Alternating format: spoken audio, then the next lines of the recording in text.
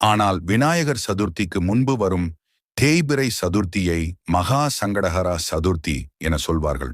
இந்த நாள் மிகவும் புனிதமான நாள் என நம்பப்படுகிறது.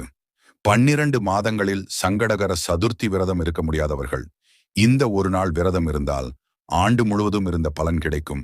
மகா சங்கடஹர சதுர்த்தி நாளில் காலை எழுந்து நீராடி மரத்தடியில் இருக்கும் விநாயகப் பெருமானை வணங்கி விரதத்தை தொடங்க வேண்டும். காலை தொடங்கி விநாயகரை வணங்கிய பின் மாலை சந்திர தரிசனம் முடித்த பின்பு விரதத்தை பூர்த்தி செய்ய வேண்டும்.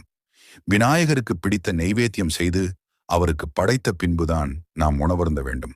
அன்றைய நாளில் மறந்தும் கூட அசைவம் உண்ணக்கூடாது. மது புகை பழக்கம் போன்றவையும் இருக்கக்கூடாது. அன்றைய நாளில் கணவன் மனைவி சேர்தல் கூடாது. கெட்ட வார்த்தைகள் சொல்லி பிறரை புண்படுத்துதல் கூடாது. இதை தவிர்த்து விநாயகரை வழிபட்டால் துன்பத்தை நீக்கி இன்பத்தை அளிப்பார். விக்னேஸ்வரன் ஓம்